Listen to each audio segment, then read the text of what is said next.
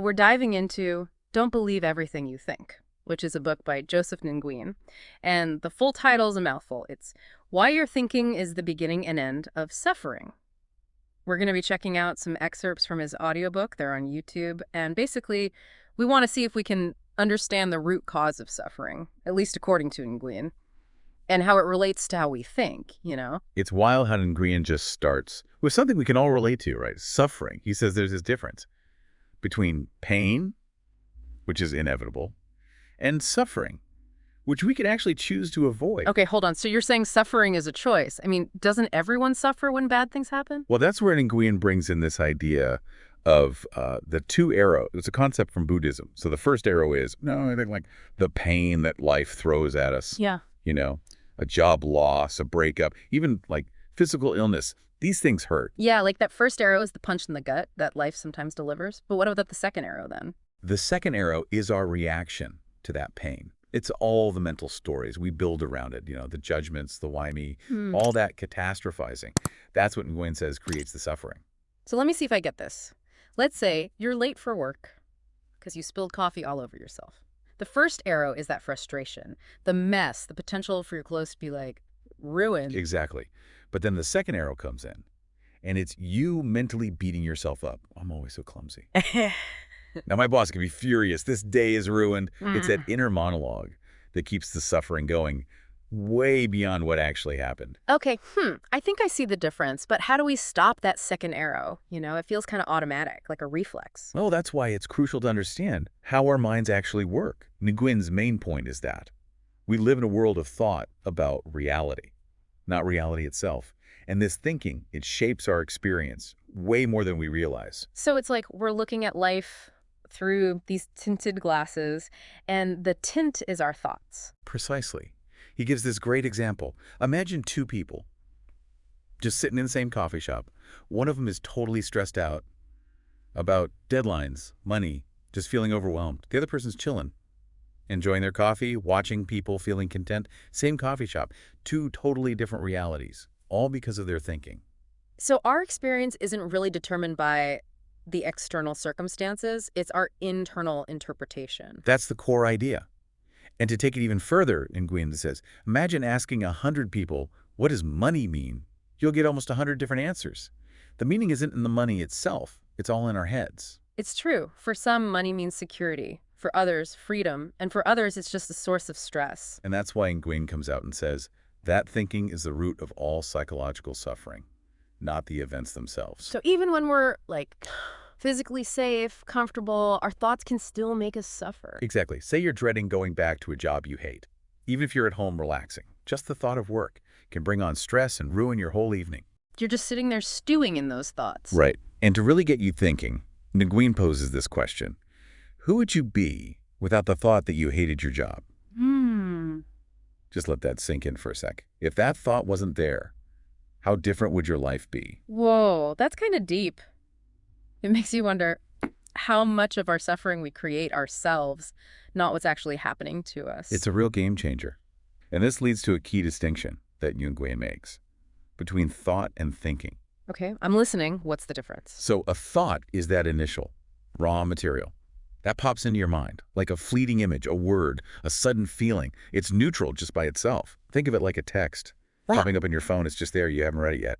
So like a thought could be, I'm thirsty, or that's a catchy song, or I wonder what my friend's up to. Exactly.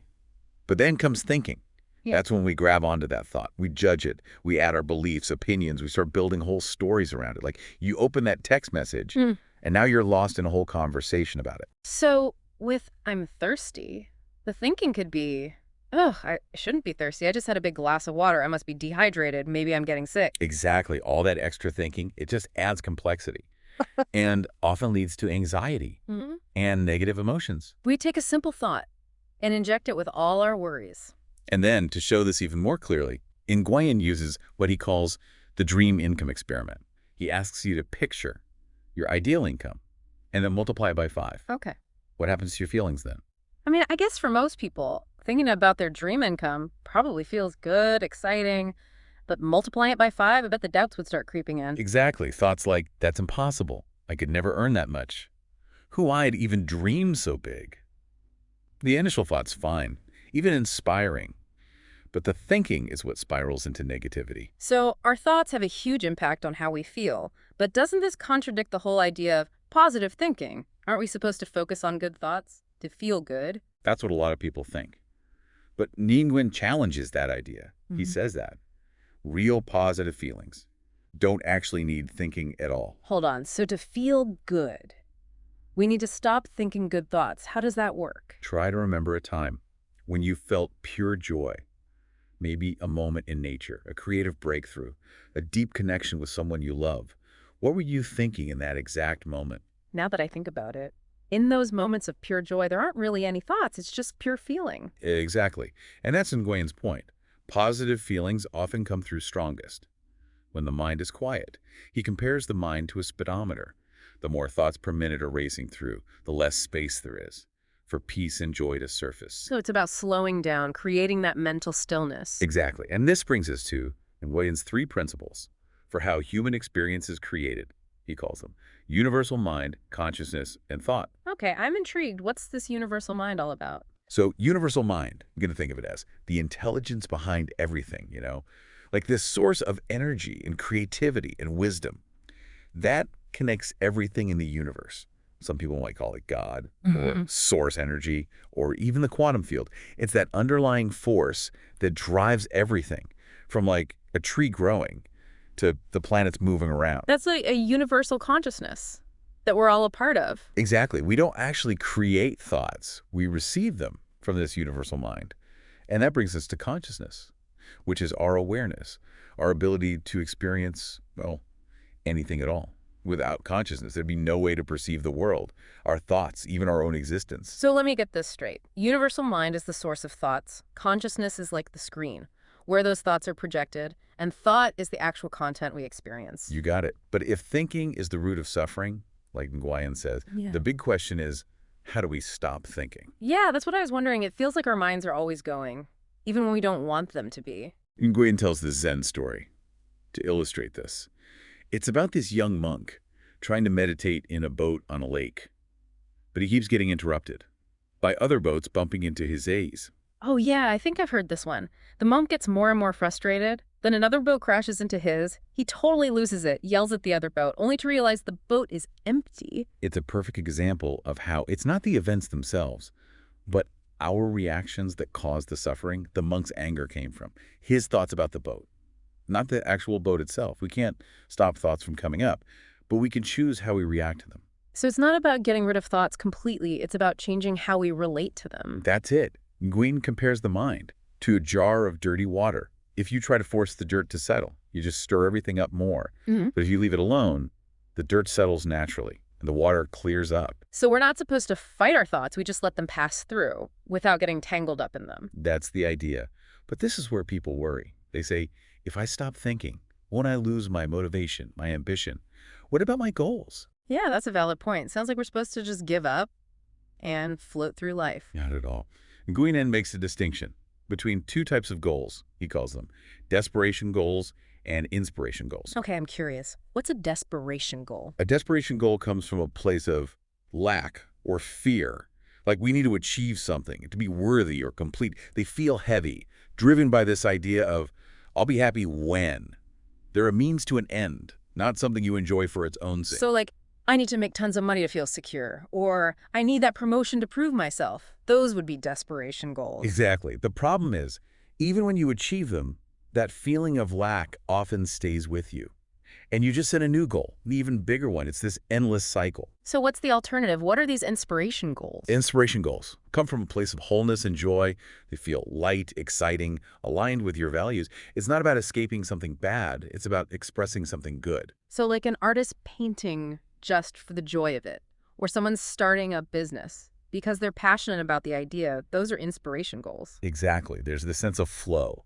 Like, this is what I'm meant to be doing, no matter the outcome. And that's where divine inspiration comes in, right? That feeling that some ideas come from somewhere beyond our minds. Yes, it's like tapping into this wellspring of creativity and insight. That's always there, but we need to quiet our minds to hear it. Okay, so it's not about abandoning goals. It's about shifting from fear and lack to inspiration and joy. That makes a lot of sense. But I have another question. If we're not supposed to overthink, does that mean we should stop feeling too? That's a big misunderstanding.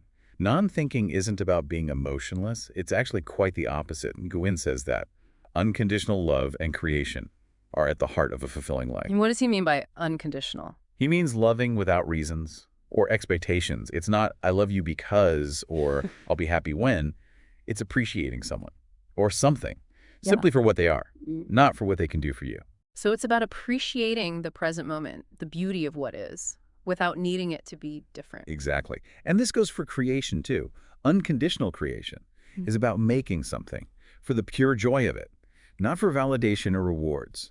Think of a kid building a sandcastle. They're completely absorbed, not worried about if it's perfect or how long it will last. It's that pure joy of creation, free from judgment. But if we're not supposed to overthink, how do we make decisions? How do we navigate life? That's where intuition comes in. Nguyen describes it as our inner GPS. It knows the destination, even if the route is unexpected. But we're often told to ignore our intuition. Society says play it safe, follow the rules, think it through logically. And that leads to a lot of missed opportunities and regrets. The truth is, our intuition often knows the best path, even if it doesn't make sense logically. So how do we get better at tuning into our intuition and trusting it? It starts by just acknowledging that we have intuitions, that quiet voice inside that says, this feels right, or this doesn't feel right, even if you can't explain why. The more we pay attention to it, the stronger it gets. Like a muscle. The more you use it, the stronger it gets. But what happens when we start living this way, quieting the mind, trusting our gut? Is it all smooth sailing from there? Well, this might surprise you, but a lot of people actually feel worse after they find some peace. Really? Why would that be? Wouldn't peace feel good? Peace can feel wrong because it's so unfamiliar. Our minds are used to the constant chatter, the drama. Stillness can be unsettling. The ego, the part of us that loves problems and anxieties, it starts to fight back. So it's like we're addicted to the drama, even when it makes us suffer. In a way, yeah. We might start feeling anxious about not being anxious or worried that we're becoming lazy. But these are just thoughts, not reality. The key is to remember that this discomfort is temporary. It's a sign you're shifting to a new way of being. So we have to have faith in the process.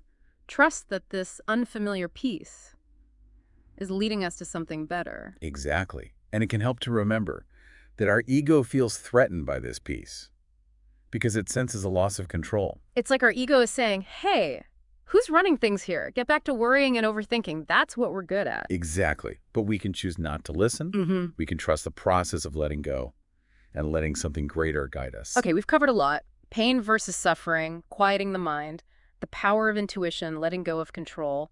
Where do we go from here? What else does Nguyen have to say? It's a lot to take in, right? It's like Nguyen's asking us to question everything about happiness, success, even reality itself. Yeah, it's both exciting and kind of scary. Definitely. But one of the most liberating things Nguyen says is, there's actually no good or bad. It's only our thinking that makes it so. Whoa, hold up. How can there be no good or bad? Aren't some things just inherently wrong? Like cruelty is bad, kindness is good. He uses this analogy of a piano. The keys themselves are neutral. One key might sound wrong in one song, but be essential to another song. So it's all about context. Exactly. Nguyen says this applies to everything. Politics, personal choices, how we see other people. Instead of labeling things as right or wrong, he says try to understand, see the bigger picture. Move beyond those simple judgments. Right. And this connects to another point he makes about making space for miracles. He uses the Zen story about the scholar with the overflowing teacup. Oh yeah, I like that one. The scholar goes to the Zen master for advice, but he keeps interrupting, full of his own ideas. So the master keeps pouring tea into his cup until it overflows. And when the scholar complains, the master says, you're like this cup, so full of your own ideas, nothing new can enter. Come back with an empty cup. It's a great metaphor, right? We need to empty our minds, to be open to new things. To insights, possibilities, even miracles. Create that mental space. It's like, think about athletes. They need rest to build muscle. Creative people get their best ideas when they're quiet, reflecting. Even Thomas Edison, he took naps to solve problems. It's in those moments of stillness that the magic happens. This all sounds amazing, but I'm sure there are challenges. When you try to actually live this way, what are some common pitfalls? Well, one is People mistaking non-thinking for, like, passivity. They hear, don't believe everything you think, and they think it means giving up on goals or becoming indifferent to life. Like you're supposed to become a hermit. Right. But that's not it at all. Remember those inspiration goals we talked about? Those still matter. It's more about how we pursue them, from a place of joy, not desperation. So the energy behind it is key. Exactly. When we're not weighed down by overthinking, we actually have more energy for the things we care about. Makes sense. I bet another challenge is the fear of losing control. Our minds are so used to managing everything, letting go can be really scary. You're telling me that fear of the unknown is huge. We're taught that if we're not constantly thinking, planning, things will fall apart. But what if it's the opposite? What if letting go is actually how things fall into place? That's the paradox. When we trust in something bigger, when we surrender to the present moment, things often work out in ways we could never have planned. It's like opening ourselves up to a flow of guidance. Exactly. But how do we cultivate that trust when our minds are screaming at us to control everything? Yeah, how do we do that? Any advice for our listeners? It starts small. Just notice when your mind is racing with worries, what ifs. Don't get swept away. Just observe those thoughts. Acknowledge them without judging, like they're clouds passing by. Don't engage. Just let them be. Create some space around the thoughts. Exactly. As you practice this, you realize those thoughts lose their power, and that's when you can tap into your intuition, your inner GPS. This has been such a great deep dive. So many thought-provoking ideas. A perfect way to end the year. Thinking about how to shift our thinking to create more peace and joy. It all starts with that one idea. Don't believe everything you think. And for our listeners who want more, Nguyen's website has tons of resources. It's josephwin.org. Excerpts, articles, even coaching programs. And remember, the key is to find what works for you. Not every technique will resonate with everyone. Experiment, discover what helps you, quiet your mind, connect with your intuition, and create a life that feels right. So as we wrap up, we want to leave you with this question. What is everything you've been looking for? Everything you've been seeking outside yourself is already within you. What if peace, joy, love aren't destinations but states of being that you can access right now just by changing your perspective? It's a powerful question to consider. Until next time, keep diving deep, keep exploring, and remember, don't believe everything you think. We'll see you on the next Step Dive.